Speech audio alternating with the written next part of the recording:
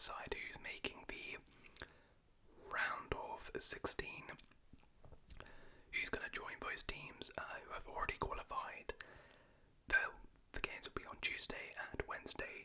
The first leg so far. I'll do my predictions now, and we'll do a review for those games, the Champions League games. I'll also do a prediction for the second legs, but this is my sort of overall thoughts on the first legs. I give my predictions for each one. Let me know your thoughts in the comments below about any of the games we talk about here in this one. But what I'll do, I'll officially put my predict 6 ones in here, but of course not all games are covered, and I'll use FootMob to go in depth about the games. So anyways, let's begin. Brest vs PSG is the first one we will look at now. I mean, I'm not gonna lie, this is a little bit of a disappointing draw. I think particularly for a Brest fan, Brest have done so good. They've done absolutely amazing in the Champions League to even get into this stage, get into the playoff rounds. And I'm sure they would have hoped for, if they get a big team, at least to be, like a Man City or something like that. But to play PSG, it's kind of like, okay, this is their first, I believe their first ever Champions League campaign, and you're coming up in a two-legged tie against a team who you already play in your domestic league, and it's a little bit boring. But that being said, I mean, at least I'm not sure. I'll have a look at the head-to-head record, but I mean, I guess you can say I'm assuming PSG are okay. Gosh, that's quite bad. So Brest have never beaten PSG in their last 20 appearances. But yeah, I mean, they beat them 5-2 already this season, and damn, wait, what? That was on February the 1st. Wow. Okay, so literally 8 days ago, as of recording, PSG beat Brest 5-2. Dembele's got a hat-trick against them. So yeah, it's not really pretty reading this for Brest. But look, I guess the bright side from a Brest perspective is you played them very recently, so you are well aware of sort of how they play, what to expect from them, and how you could possibly change things from this game going into the next one, right? You have so much data on them, and it's not like you're coming up against a team who you just don't know how stylistically they're going to match up against you. You know how they're going to play, and you know how that works against you. So I guess there's that. But yeah, I mean, it's not ideal though for Brest, because I mean, yeah, look, PSG, you would fully expect over 2 legs to beat them here. If this is just a one-off game, then Brest have a chance, but PSG over 2 legs, I mean, you would fully expect them, right, coming up against a league opponent, to beat them. Yeah, they comfortably beat them in this one, so I mean, maybe it won't be as convincing because it's Champions League, it's a bit more high stakes, a bit more high pressure scenario, but I fully expect PSG to win this. In terms of the first leg, I mean, this is really Brest's best chance of qualifying. They have to beat PSG in this first leg. If they don't beat them, then for me, they have no chance of winning. I don't think they're going to part the plans of beating PSG. So the best chance here is to win this game at home in the first leg. I actually think, I'll say Brest. I think Brest can get a draw. I think it'll be 1-1. I'm going to go 1-1. They're just going to be so up for it in this first leg at home. I think they can get a draw, but I'm not. I mean, even if they win, that'll be fantastic. But I'm not entirely convinced. I'm pretty sure, no matter what happens in this tie, PSG are gonna qualify. I'll say they score first. first as well. I'll say they score first. Alright, next up, we have another pretty interesting tie, because we have Juventus versus PSV. Now, if you do remember, these guys literally faced each other in the Champions League already this season. If I just go to the head-to-head earlier in the season, they literally played in the Champions League, which is, I guess one of the unique format, the unique format of this is, and now we're going to get scenarios like this, which again is pretty interesting. So on that occasion, Juventus won 3-1. But to be fair, Juve were the better side in that one, but I did think PSV, before the Yildiz goal, caused Juventus a lot of problems, and of course a lot has happened to both clubs since then, because they did play in Champions League round 1. It's very early on in the season. Juventus were on such a high with Thiago Motta at this point. Now Juventus are, kind of stuttering. They haven't been great. They haven't been great in the Champions League, in the league as well, a little bit unconvincing. So yeah, whereas PSV, not the best form, to be fair. They're not in the best of form, but they are still having a really, really good season. So it's an interesting one. And as I said, with the Brest PSG one, these guys well and truly know each other's strengths and weaknesses. They have a game already this season to base, this off, and it's about sort of which manager, which team is best going to adapt over the 2 legs based on that first game to change the outcome. So Juventus being at home first leg, that's a good advantage, I think, for PSV. I think both these sides are quite good at home. So for PSV, you just don't want to lose, and if you lose, max, you cannot lose by 2 or more goals. I actually think if you lose PSV this first leg, if this tie is not over, if it's only by 1 goal, I think that's fine. But ideally, you probably want, and I think realistically, a draw. Juventus have drawn a lot of games, particularly at home. So a draw is attainable. It's definitely attainable. But for Juventus, you have to win. You have to win this at home. You have to get the job done here. You cannot mess this up. You have to get the job done and win this. Now, there is one thing I don't know, maybe one you can clarify, but I know that for the final league phase games, new signings could not be registered for that. I don't know if the new signings can be registered now for the playoff games. I'm assuming they probably can. Which, if that's the case, then is going to be huge, because Colin Moani has absolutely killed it at Juventus since joining. He's got 5 goals in 3 games, so he's going to be huge. If he can play, then that could be a bit of a difference maker for Juve. If he can't, then that is going to be a massive, massive loss for them. This is tough. Juventus being at home, I don't think they lose. But I really haven't been impressed by Juventus this season, and I actually do think PSV are a good side on their day.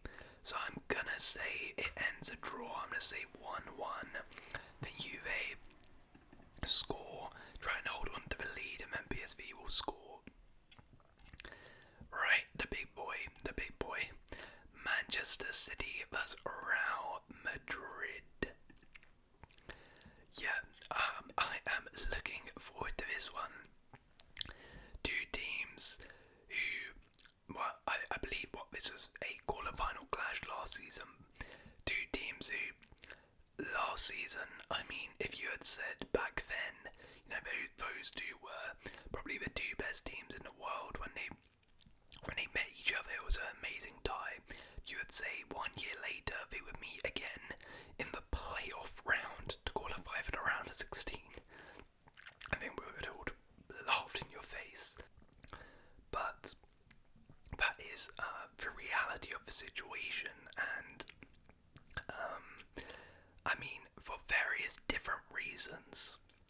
You see, Manchester City, their collapse has been, a Rodri injury, but mainly sort of just players not being as good as they were last season and really falling off.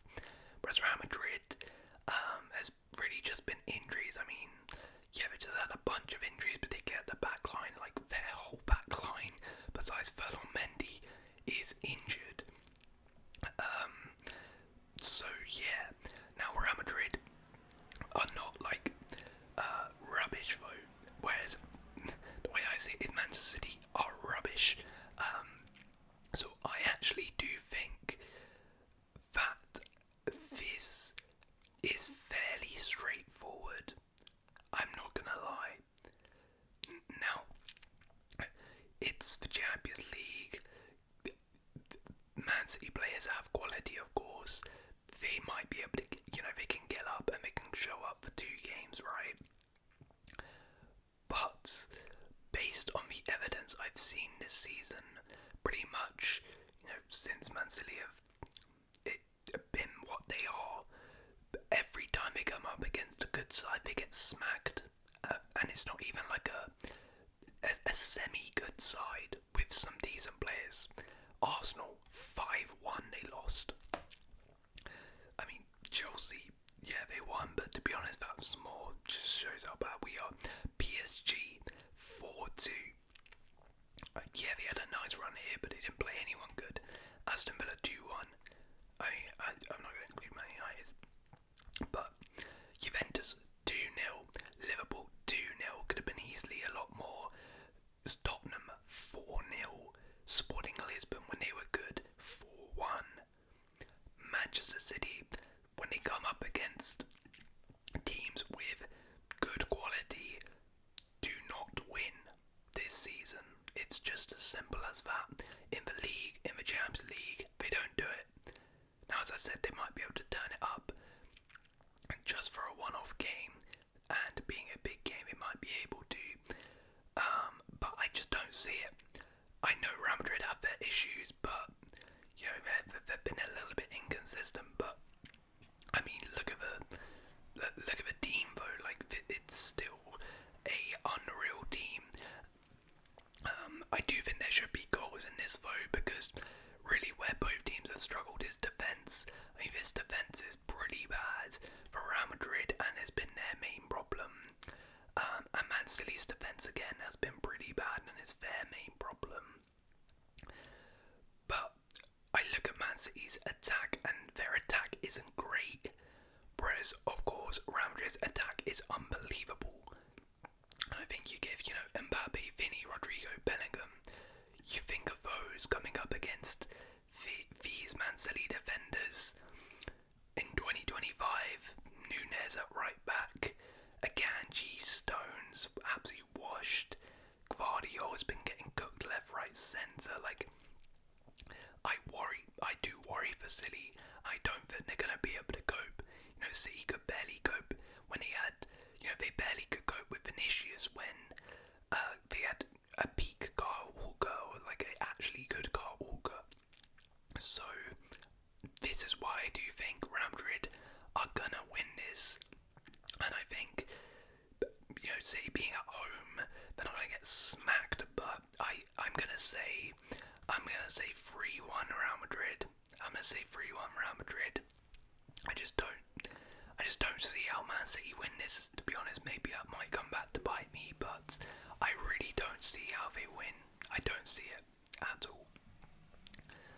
Next up we have Monaco, Benfica. So, let's have a look. Monaco, Benfica, this is an interesting tie. I think these are two very evenly matched sides. Very, very even. So Monaco, of course, did pretty well in the league phase campaign, almost got into the top 8. Benfica, ups and downs, but I think overall gave a good account of themselves. I think this is a really, really close one, of course. I mean, this one, these guys, wait, hold on. Did they play? No, wait, they played.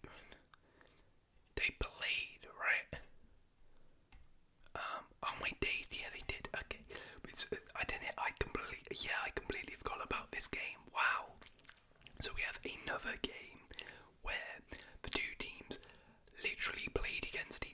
season. Now this is interesting though because Monaco were winning this game and then got down to 10 men, and then a late goal, 2 goals gave Benfica the win. So this is a very interesting dynamic, very interesting dynamic. Now this was round 5, so sort of halfway through the Champions League as well. So that is interesting. That is very interesting.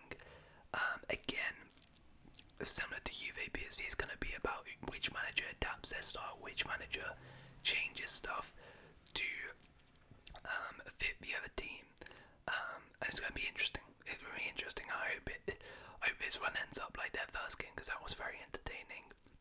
I think Monaco being at home, again, I think both teams are pretty strong at home. I think Monaco need to get a job done here being at home, and I think they will actually. I think they're going to win 2-1.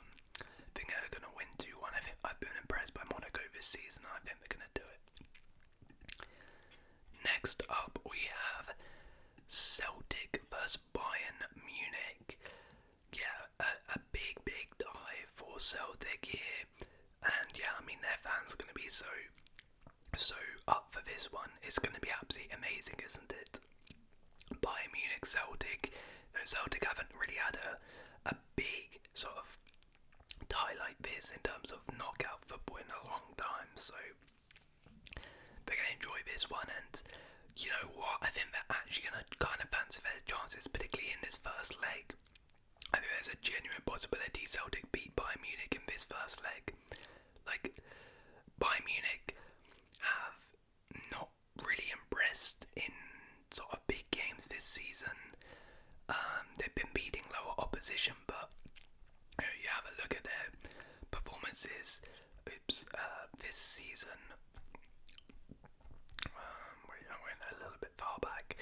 You see here, right, drew to Bayer Leverkusen, they lost to Aston Villa, which I think as a result Celtic can sort of try to emulate, really. Drew to Frankfurt, got smacked by Barca. They just about beat Benfica, they just about beat 10 men PSG, they drew to Dortmund, they lost to Leverkusen in the cup. Like, every single time, yeah, they beat Leipzig, sure, they got smacked by Feyenoord 3-0, and you see as well, away from home, they've lost in the Champions League away from home against Feyenoord, they've lost away from home against Barca, lost away from home against Villa.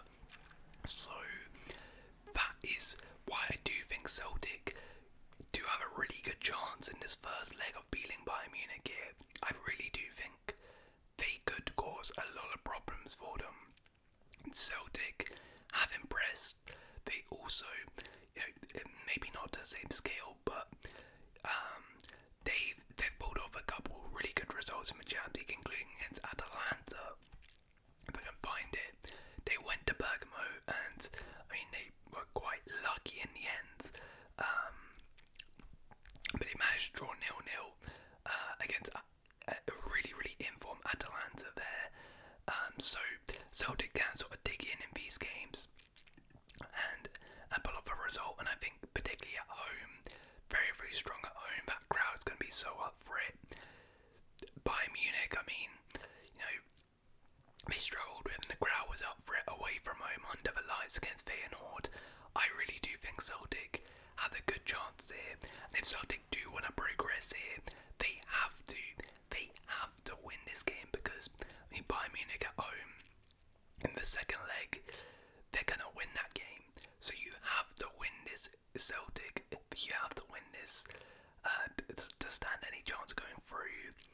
And I mean, from a Bayern perspective, don't lose.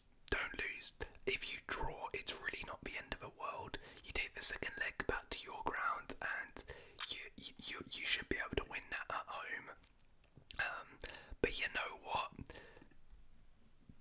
Let's do it. Celtic 2, Bayern Munich 0. Let's do it. Let's have some fun in here. Let Celtic pull off the shock, and they beat Bayern Munich.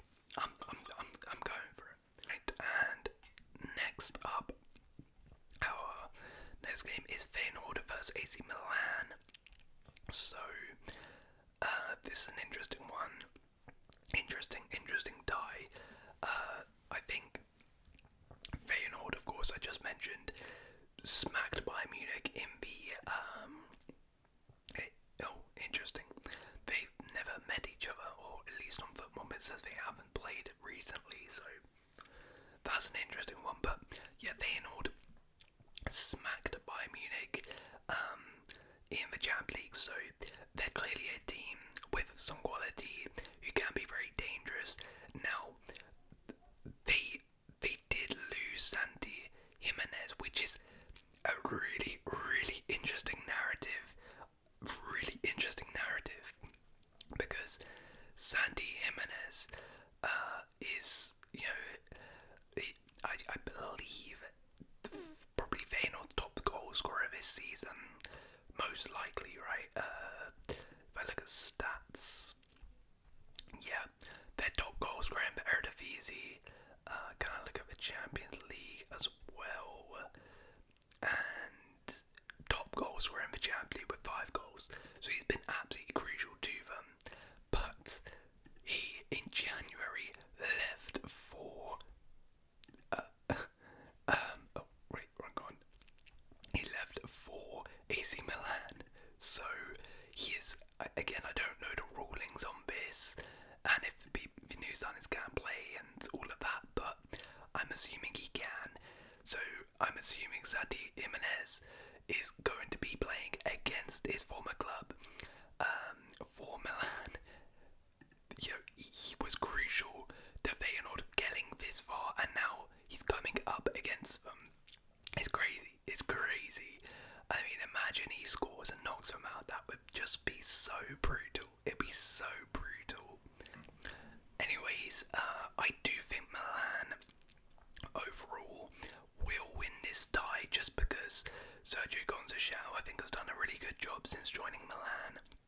He made them a tough side to beat, and I remember his Porto teams, they were always tough sides to play over 2 legs, because, away from home, they'll do their thing, and he's very experienced in these Champions League knockout stages, so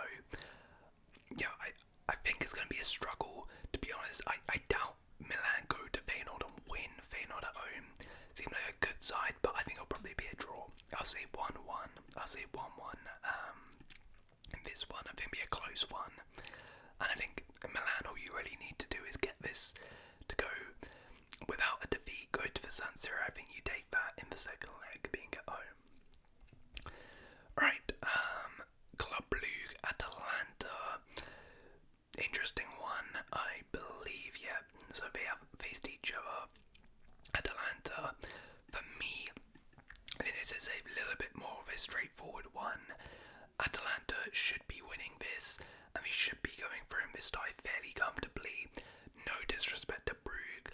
Brugge, I actually think, have been pretty impressive in the Champions League so far this season. It gave them tough games to a lot of decent teams. But I think Atalanta are just a really, really good team. I mean, Atalanta were extremely unfortunate not to get in the top 8 in general. They are 3rd in Serie A.